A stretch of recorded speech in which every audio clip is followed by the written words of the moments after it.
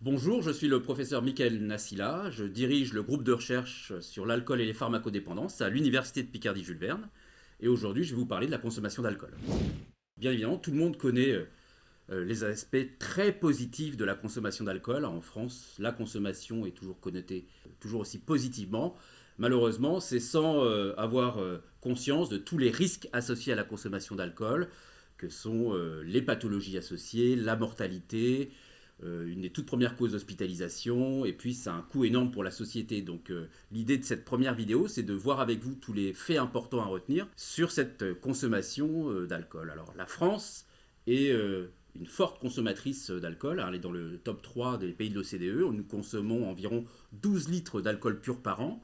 Pour se représenter ce que ça fait, 12 litres d'alcool pur, c'est quand même plus de 130 bouteilles de vin, par exemple. 10% de la population a eu une alcoolisation ponctuelle importante durant l'année. Alcoolisation ponctuelle importante, c'est au moins 6 verres en une occasion.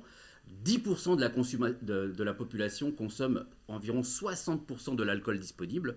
C'est énorme, et ça veut bien dire qu'il y a une proportion non négligeable de la population qui a une consommation problématique. En 2017, nos repères ont évolué. On a abaissé nos repères, tout simplement parce que dès le premier verre, vous augmentez le risque de certaines pathologies comme les cancers. Donc nos repères, c'est maintenant de ne pas dépasser 2 verres par jour, soit 10 verres par semaine, et donc de ne pas consommer 2 jours par semaine. Récemment, en 2021, il a été montré que environ 22% de la population française consomme au-dessus de ces repères de consommation.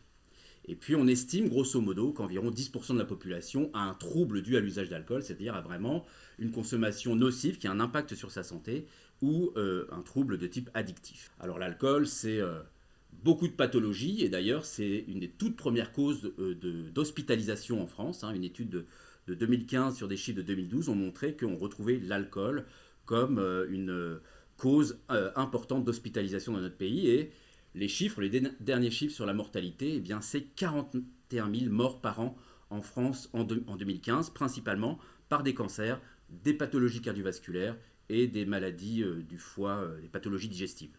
Et tout ça, eh bien, ça nous coûte très cher. Les derniers chiffres sur le coût social, c'est-à-dire l'impact sanitaire, mais aussi judiciaire, familial, social, perte de productivité, absentéisme, eh bien, ça nous coûte 102 milliards d'euros par an, et on estime que le coût est 40 fois supérieur à ce que ça peut rapporter à notre pays. Et puis enfin, je ne peux pas terminer sans parler de la problématique de l'alcoolisation fétale, parce qu'en France, c'est aussi la première cause de handicap mental d'origine non génétique. Donc au total, consommation d'alcool plaisir, consommation d'alcool festive, oui, mais il y a aussi toutes les dommages sociaux et sociétaux qui sont énormes et qui demandent en fait la mise en place toujours plus importante de mesures pour prévenir tous ces dommages liés à l'alcool.